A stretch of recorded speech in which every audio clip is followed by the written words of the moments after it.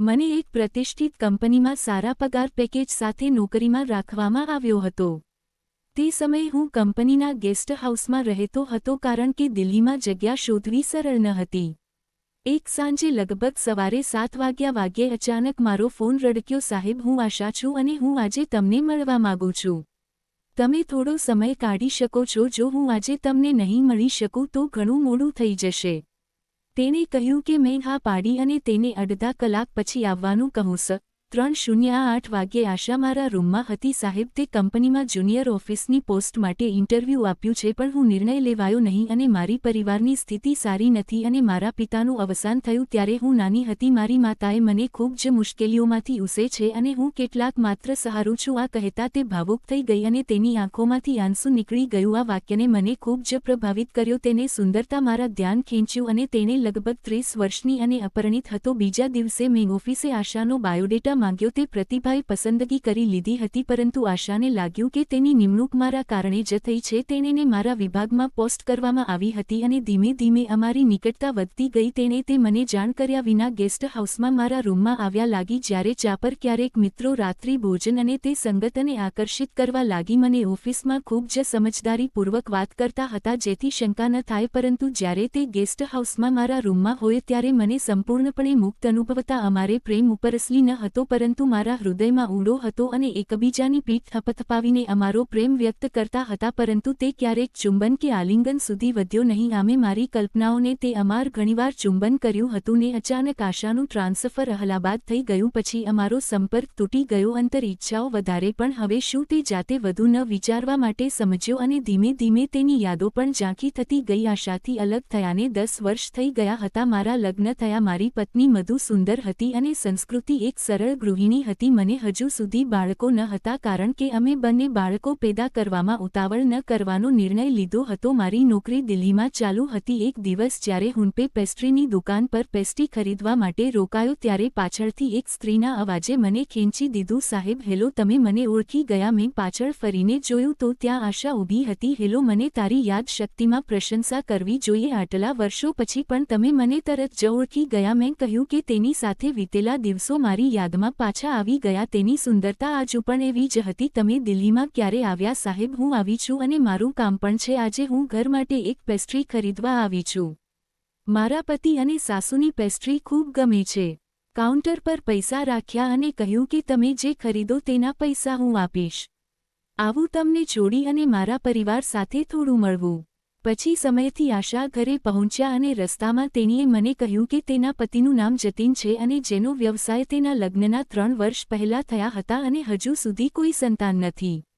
આશાના સાસુએ મને પ્રેમથી આવકાર્યો। આશાએ મને મમ્મીજી તરીકે ઓળખ્યા। ત્યારે શ્રીકાંત શીલા 10 વર્ષ પહેલાં હું તેમની ઓફિસમાં કામ કરતી હતી। તેમણે મને ખૂબ જ મદદ કરી હતી અને સાથે ચા પીધી અને જતીને હજુ કામ પરથી પાછો ફર્યો ન હતો અને તે આશાના ઘરની પ્રશંસા કરી રહ્યો હતો કે તમારું ઘર ડ્રોઈંગ રૂમને સજાવટ ખૂબ જ સુંદર છે। મારી સાસુએ કહ્યું કે આ બધું આશાની મહેનત છે। તેમને ઘર સજાવવાનો ખૂબ જ શોખ છે। એક દિવસ જ્યારે હું ત્યાં ગયો ત્યારે જતીન ઘરે ન હતો। આશાએ મને બેસાડ્યો અને ચા બનાવતી ગઈ ત્યારે ત્યાં કહ્યું કે આશા, તું ખૂબ સારી ચા બનાવે છે। તે હસીને કહ્યું, શ્રીકાંતજી પાસેથી વખાણ કરવાનું શીખવું જોઈએ। તેણે વખાણ કરવાના નિષ્ણાત છે અને જતીન પાસે મારા પર ધ્યાન આપવા પૂરતો સમય નથી। પછી મારે હાથ પકડીને તેણે મને ક્યાંક એકલા લઈ જવાનો પ્રયાસ કર્યો। હું તને જતીન કોમ્પ્યુટર બતાવી હસતા હસતા કહ્યું ને મારી નજીક આવીને કહ્યું કે મમ્મીજી ખૂબ જ સહારો આપે છે। આખો દિવસ ઓફિસમાં પસાર કરીને પણ પ્રેમથી ભૂખ માટે ક્યારે તૃપ્ત થતી નથી।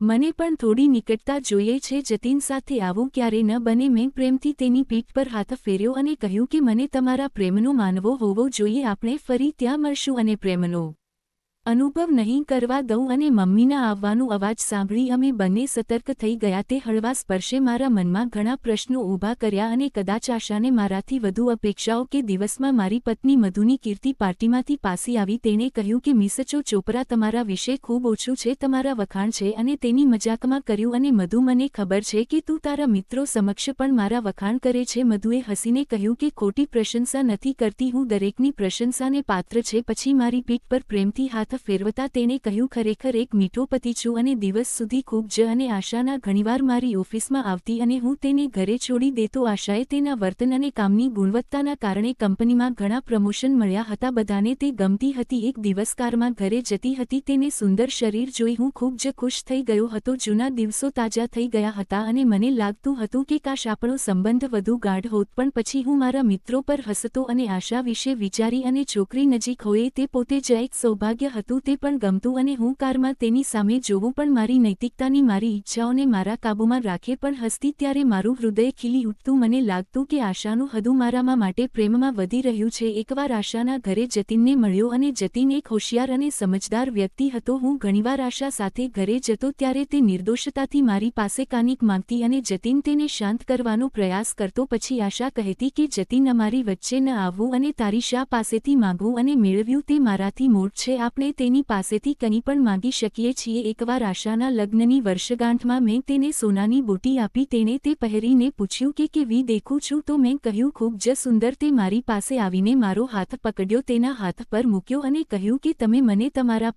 પર આશીર્વાદની જરૂર છે. તું મને આખી જિંદગી આ રીતે પ્રેમ કરતો રહીશ? મેં કહ્યું નહીં અને હું પણ મારા હૃદયમાં ખૂબ ખુશ હતો. મારા ગૌરવએ મને રોકી લીધો અને પણ આશાના ચહેરા પર છુપાયેલી લાગણીઓને રોકવી મુશ્કેલ હતી. એક દિવસ જતીને લખનૌ જવાનું થયું અને ઓફિસથી પાછા ફરતી વખતે હું આશાના ઘરે ગયો. તે આશા રસ્તા પર ખુશ દેખાતી હતી અને ઘરે પહોંચ્યા પછી તેણે મને કહ્યું કે 2 દિવસ પહેલા મારા જેઠ કાનપુર ગયા છે અને જતીને કાનપુરથી પાછા ફરતી વખતે લઈ આવશે. થોડા સમય પછી જ્યારે હું ત્યાં જવા માંગતો હતો ત્યારે તેણે કહ્યું કે તું રાહજો, ઉતાવળ શું છે? આજે તમારી સારવાર કરીશને ભાગી જલા રહેવાનો મોકો મળે છે. મને તમને હાથમાં લેવા આવી છું અને પહેલા લો. અને થોડો અટકાતો હતો અને પછી મારી મજબૂરી સામનો કરવો પડ્યો.